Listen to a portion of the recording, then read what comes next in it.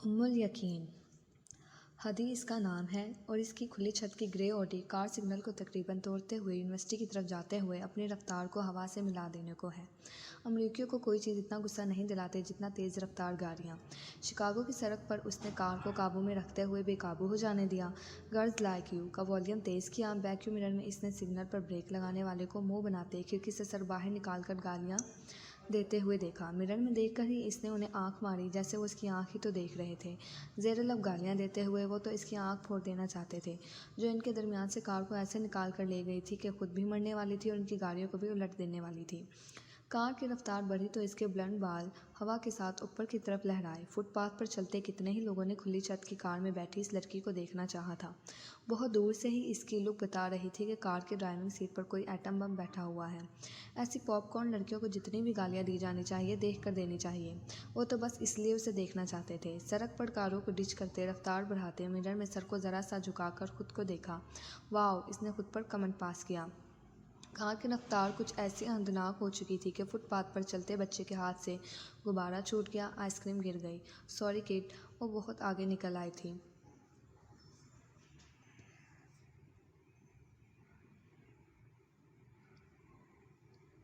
फिर भी मिरर को देखते हुए हाथ लहराकर बच्चे से कहा, जो मुंह बसोर का आसमान की तरफ प्रवास करते गुब्बारे और ज़मीन पर गिरी आइसक्रीम को देख रहा था। बचपन के गम छोटे और तकलीफ बड़ी होती है। बच्चे के तासुरात ने उसे मुस्कुराने पर मजबूर कर दिया था। मुस्कुराने के लिए उसे बहानों की ज़रूरत नहीं रहती थी। इसके पास सब यकीन मौजूद थे। वो कैसी भी स्टूडेंट रही थी, लेकिन कन्वेक्शन तकरीब को पूरी अहमियत देना चाहती थी। एग्ज़ाम्स का दरिया उन्होंने तेज़ कर नहीं, जल भून कर पार किया था। दुनिया में 4 सीज़न मौजूद हैं, तो दुनिया वालों को 5वें सीज़न एग्ज़ाम सीज़न दरियाफ्त और ईजाद करने की भला क्या ज़रूरत थी। सर्दियों में ठंड लगने का सिर्फ खतरा रहता है, जबकि एग्ज़ाम सीज़न में मौत पड़ने का इम्कान आम दिनों से कहीं ज़्यादा बढ़ जाता है। चंद लायक स्टूडेंट्स को छोड़कर सब फोतनिया का शिकार हो जाते हैं। वही सीज़न जिस सीज़न में बुरे से बुरा स्टूडेंट को मुँह लगाना पड़ता है कि क्या पता वो एग्ज़ाम्स में किसी काम ही आ जाए। तो एग्ज़ाम्स इसने कैसे भी दिए थे। कन्वेक्शन की तकरीब के लिए इसने ऐसे तैयारी की थी जैसे अक़वाम आलिम के लीडर की हैसियत से कल आलिम के सामने तकरीर करनी थी। अक़वाम नकारा आलिम की लीडर हदी की ऑडी यूनिवर्सिटी हदूद में दाखिल हो चुकी थी। इसकी कार से कुछ स्टूडेंट्स बस हलाक होते हुए बचे थे।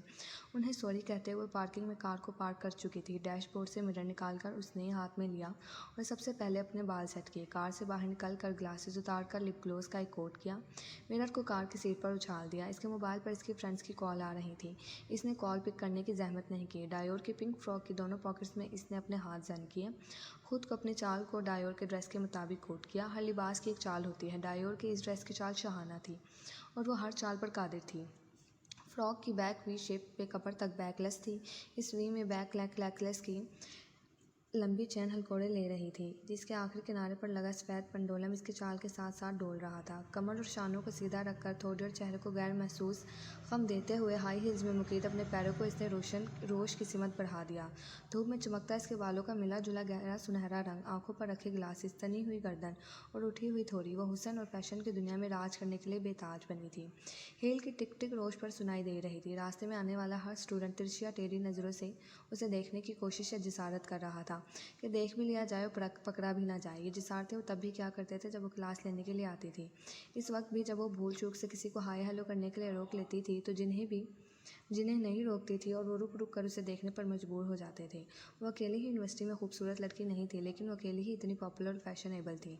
इसके पास दौलत की कमी नहीं थी, ना ही इसके इस्तेमाल के तरीक़ों की। सारी यूनिवर्सिटी जानती थी कि वो और इसके ग्रुप की हर लड़की यूनिवर्सिटी सिर्फ इसलिए आती है ताकि वो अपना आप दिखा सके और बता सके कि ऐसे जिया जाता है। हमें देखो, हमें डिस्कस करो, हम सिर्फ इसलिए ही तो पैदा की गई हैं और हमारी ज़िंदगी का मकसद ही क्या है। हम जैसे ट्रेंड सिटिंग फैशन के घर में बैठना कौन पसंद करता है। इसलिए हदी घर नहीं बैठती थी और अपनी नुमाइश करती रहती थी। अपने पढ़ने लिखने या डिग्री लेने से क्या मतलब हो सकता था भला। ना उसे जॉब करनी थी, ना ही स्कॉलरशिप लेना था। वो यूनिवर्सिटी की शान नहीं थी, यूनिवर्सिटी डीन की आँख का तारा भी नहीं थी। भला ये प्रोफेसर, टीचर्स, डीन ये होते ही कौन है, क्या हैसियत होती है उनकी। उसे कोई दिलचस्पी नहीं थी। इसने इनसे अपने शाने पर थपकी लेने और वेल डेन की सरगोशी सुनने से हूँ ऐसा तो मजाक भी नहीं किया जाना चाहिए था। अगर पैसा ज़िंदगी का मसला था तो ये मसला इसके वालिदैन हल कर चुके थे। अगर ज़िंदा रहने के लिए किसी कैरियर का होना ज़रूरी है तो अपना 5 स्टार कैरियर हासिल कर चुकी थी, इंजॉयमेंट कैरियर। अभी वो सिर्फ 22 साल की थी और इसने आधी दुनिया को अपने आगे लगा लिया था। बाकी की दुनिया को वो अपने पीछे रखती थी। जो बच जाती थी उसे जूती की नोक पर। फिर इस जैसी लड़की की ज़िंदगी के मकासद क्या हो सकते थे भला? डॉक्टर, इंजीनियर, सियासतदान बनना वगैरह, यानी पागल बनना। ये सब उन्हें पत्थर के ज़माने की बातें लगती थी। जब उड़ाने के लिए पैसे मौजूद था तो इस पैसे को कमाने की क्या ज़रूरत थी? ज़िंदगी मखमल की सेज थी तो इस पर मकसद के टाट का पेवंद लगाने की क्या ज़रूरत थी? उन्हें दिमाग के हज़ार आर्जे लाहक थे, लेकिन ऐसा ख़तरनाक आर्जा अभी इनके पास भी नहीं भटका था। ये कीड़ा नहीं काट भी खाता तो उल्टा वो इस कीड़े को काट खाती। पॉकेट्स में हाथ देकर बच जाने वाली दुनिया को हील की नोक से मसलते हुए वो चल रही है। इसकी आईक्यू चाल, अंदाज, अठान ने उसे इतना नुमाया कर दिया है कि दुनिया की हर शय अपनी धुंधली चमक के साथ छुप कर रह गई है। इस ड्रेस का ऑर्डर इसने सबसे पहले दिया था, अमल कॉलोनी से भी पहले। वो तो आम दिनों में ऐसे ड्रेस पहनकर आती थी कि जब वो इंस्टा स्टोरी शेयर करती थी तो चंद दिनों बाद कोई ना कोई सेलिब्रिटी इसकी कॉपी करती हुई दिखाई देती थी। एक न्यूज़ आर्टिकल के बकौल कुछ शोबिज़ एक्ट्रेस इंस्टा स्टार हदी को फॉलो कर रही हैं और इसके फैशन ट्रेंड से इंस्पायर्ड हैं। इसके trend setting sense out class है और ये आउट क्लास सेंस इसने क्लास भुगत कर नहीं, क्लास बंक करके पाई थी। आज की इंस्टा स्टोरी तो आग लगा देने वाली थी। हेलो हदी, इसका एक क्लास फेलो लाइम इस आग से झुलसने आया था। पीछे से तो वो भागता हुआ आया, लेकिन इसके करीब आकर ऐसे नॉर्मल चाल चलने लगा कि चलते चलते इस पर नज़र पड़ गई। तो सोचा हाय कह दूँ, सामने से देख लो। हाय, इसने पॉकेट्स में से हाथ नहीं निकाले थे, सन ग्लासेस भी नहीं उतारे थे। मतलब हाय कर लिया है, अब आगे दफ़ा हो जाओ। तुम अगर थोड़े बहुत ज़रूरी से तो बस सिर्फ एग्ज़ाम्स के लिए। अब तो तुम्हारा नाम याद करने में 5 मिनट लगेंगे और फिर 6 मिनट में हू द हेल इज़ ही निकलेगा। तुम्हें बैग से देखा तो ऐसा लगा जैसे कैली जीन्स जा रही है। फिर सोचा इसका हमारी यूनिवर्सिटी में क्या काम, बल्कि किसी भी यूनिवर्सिटी में क्या काम, ऐसे तुम्हारा भी इस यूनिवर्सिटी में क्या काम, क्या करती रही हो तुम यहाँ। वो आगे दफ़ा नहीं हुआ। इसके साथ साथ चलते हुए अपनी जलील होने का एहतमाम करने लगा। कैली जीन्स चलते चलते एकदम से रुकी, पॉकेट में से एक हाथ निकाला और सन ग्लासेस उतार लिए। कैली जीन्स, तुमने मुझे कैली कहा। इसकी दिलकश आंखों में तंदी सिमट आई। हाँ कैली, वो सर्जरियों की दुकान बेहुदा चूज़े, तुम्हें लगा वो मैं हूँ? इसका इतना अच्छा दिन ऐसे बुरे इंसान के मुंह लगकर ख़राब होने वाला था। इसका बाप मुर्गा, माँ मुर्गी, बहनें मुर्गियाँ और वो खुद चूज़ी है। एनीवे, इसकी शोहरत ने तो आग लगा दी है यार। मतलब हर तरफ प्यारी भी बहुत है वो। लाइम शुरू में वो तो थोड़ा सा सहम गया था, फिर इसने जो उखेलने के बारे में सोच लिया। बाजी मेरी वरना इसकी, वरना टाई वरना टाटा बाय बाय। प्यारी माई फुट, मुझे गाली दे देना, कभी इससे मैच ना करना। होठों को भींचकर इसने खुद को गाली देने से रोका। इस महीने वो टाइम्स को कवर पर भी आई थी, दुनिया की सबसे कम उम्र अमीर तरीन बिजनेस कर दी कैली जीन्स। इतनी सी उम्र में इसने कितना कुछ कमा लिया है। तुमने भी इतनी सी उम्र में काफ़ी कुछ कर लिया है। मुझे लगा तुम इसे पसंद करती हो, तुम्हारी हरकतें भी इससे मैच करती हैं। फिर इसके नाम से हाइप क्यों हुई? पहले वो सहम रहा था, अब शेर हो रहा था। मैं अपनी सेहत का ख्याल रखूँ या ना रखूँ, अपने टेस्ट का ज़रूर रखती हूँ। थोड़ा ख्याल तुम भी रखो और मुझे घूरना बंद करके सामने देख कर चलो। मेरी हील से उलझ कर गिरे तो कुछ कह नहीं सकती कि हॉस्पिटल के बेड से उठोगे या मुर्दा होकर करता बूथ से। सन ग्लासेस इसने वापस अपनी आँख पर लगाए और चलने लगी। ओ गिरा दो, लेकिन क्या ही अच्छा हो जो तुम्हारी बाहों में निकले। ओहो, गुस्सा ना करो, ज़रा याद करो मैं तुम्हारा क्लास फेलो हूँ। पहचाना मुझे? पहचान लिया। इस तरह की स्टिकी स्टूडेंट्स के रॉबिन हुड हो तुम। खबीस, क्या कहा? Robin hood? तुम रॉबिन का नाम जानती हो? वाह, मैं तो तुम्हें बिल्कुल ही जाहिल समझता था, यानी किताब वगैरह जैसी चीज़ें पढ़ लेती हो। और खबीस तुम्हारे मुंह से निकला तो ये भी फैशनेबल आइकन हो गया। क्लिंग, इसने रैप सिंगर की तरह हाथ से हवा को काटते घटते टेढ़े करते हुए कुछ रो कर कहा। जलील, कमीने, खबीस, से तीनों एक साथ कैसे लगे? वो पूछ रही थी। सुपर आइकिंग आबरू ऊपर उठाकर चुकी थी। वो कहकर लगा रहा था, सब ठीक कहते हैं, तुमसे बात करके मज़ा आ जाता है। पार्टनर्स वगैरह में सुनाने के लिए 2-3 लतीफ़े हाथ आ जाते हैं। अफसोस यूनिवर्सिटी के ये साल इतनी जल्दी गुजर गए। वैसे तुम जैसे सुपर स्टार स्टूडेंट्स ने हम जैसे सुपर कंगाल स्टूडेंट्स को डायरियों में लिखने के लिए इतना मवाद दे दिया है कि अगर हम इन डायरियों की किताबें छपवा लें तो वो बेस्ट सेलर हों, मूवीज़ बनवा लें तो वो ऑस्कर विनिंग हो, और अगर तुम इन्हें अपने थोपड़ों पर सजा लो तो आलमी मंडियों में तुम्हारी सुपर नीला मियाँ हूँ। हाँ हाँ हाँ, देखा कि कैसी प्यारी बातें करती हो तुम। तुम्हें क्या पता हम तुम्हें कितना याद करने वाले हैं। अगर मेरे बस में हो तो मैं तुम्हारे एक अदद मुजस्समा बनवाकर अपने कमरे में रखवा लूँ। जब जब बोर होने लगूँ तब तब तुम्हारे मुंह लग जाया करूँ। मेरा मतलब तुम्हारे मुंह से खरी खरी सुन लिया करूँ। चलते चलते उसे फिर से रुक जाना पड़ा। इसके चाल में इस ब्रेक पर लाइम ज़ेर लब हंस दिया। वो इसके सुर्ख होते चेहरे को देख रहा था। उसे और सुर्ख करने के लिए इसने हाथ बढ़ाकर इसकी आंखों से ग्लासेस उतारे। महंगी लगती है। कहाँ से ली? ओ अच्छा, ली नहीं बल्कि बनवाई है, सिग्नेचर है ये भी। तुम्हें मैं अजीब लगती हूँ? लाइम की हाथ बढ़ाकर ग्लासेस उतारने वाली जुर्रत उसे नज़रअंदाज करनी पड़ी।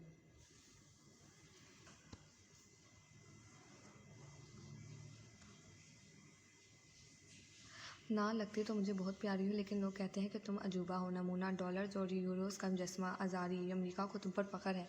मुझे भी तुम पर फ़ख्र है मेरी बच्ची। इसने इसका शाना थपथपाया। तो अपनी गुर्बत का बदला तुम मुझ पर तंज करके निकाल रहे हो।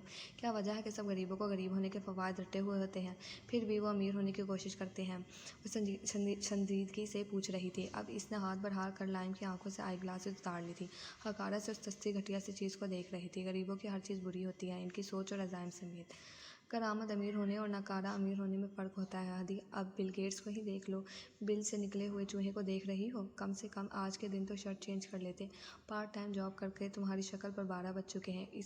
इन 12 हिंसों की फटकार तुम्हारे चेहरे से हर सेकंड हर मिनट टक टक करती बरस रही है। 12 साल किसी ब्यूटी सैलून में बैठे रहे तो भी शक्ल से फिटकार गायब होने वाली नहीं है। मैं ये फिटकार गायब करना भी क्यों चाहूँगा? मुझे फ़ख्र है कि तुम जैसे लोग मुझसे हसद करते हैं, मुझे नापसंद करते हैं, मुझसे चिढ़ते हैं, लेकिन फिर भी तुम जैसे लोग मुझ जैसा ही बनना चाहते हैं। क्या मैं गलत हूँ? तुम गर्क हो खुशफहमी के समुद्र और गलतफहमी के छेड़ में। फिक्र ना करो, मुझे स्विमिंग आती है। खुशफहमी का समुद्र और गलतफहमी का छेड़ मैं तैर कर पार कर लूँगी और फिर खुद पसंदी के गटर में जा गिरूँगी। क्या मैं गलत हूँ? और अब वो पूछ रहा था। और फिर खुद पसंद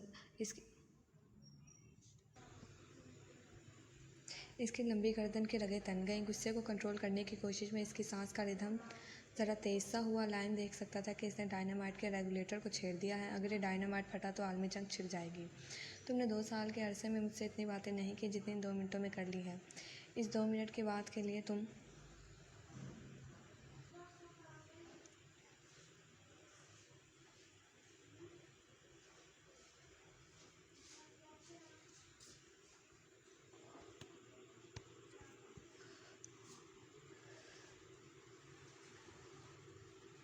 इस 2 मिनट की बात के लिए तुमने 2 साल रिहर्सल की होगी। आसान नहीं होता मुझे जैसे लड़कियों को अप्रोच करके बात करना। वाकई आसान तो नहीं था। यही देख लो कि मेरा दिमाग साई करने लगा है। तुम्हारा क्या है? तुम्हारा गुजारा तो अब तक दिमाग के बगैर होता ही आया है। यहाँ से सीधा घर जाऊँगा, 5-10 हज़ार बुक्स पढ़ूँगा, फिर शायद दिमाग कुछ चार्ज होकर ठीक ठीक काम करने लगे। लेकिन मुझे खुशी है कि अपने बच्चों को सुनाने के लिए मेरे हाथ अच्छी कहानियाँ लगी हैं। अच्छा मसलन कैसी कहानियाँ? कहानियों की हीरोइन पूछ रही थी। मेरे प्यारे बच्चों, तुम्हारे बाप की यूनिवर्सिटी में एक लड़की होती थी, हदी। मेरी क्लास फेलो भी थी और इतनी अमीर थी कि बदनसीब और मैं कैसे? इसके डायनामाइट का पारा ऊपर जा रहा था। मिस आलिम से आलमी जंग का ख़तरा बढ़ रहा था। जैसे जब सब प्लेट में सजा सजा मिल जाए, जिसे किसी भी चीज़ के लिए कोई कोशिश ना करनी पड़े। ज़िंदगी जिसके लिए स्ट्रॉबेरी केक की तरह हो, वक्त जिसके लिए चॉकलेट शेक की तरह हो, जिस इंसान का मकसद शॉपिंग करना, पैसों का उजाड़ना, घूमना फिरना, फैशन करना हो, ऐसा इंसान बदनसीब नहीं होगा तो क्या होगा? इसने कहकर लगाया।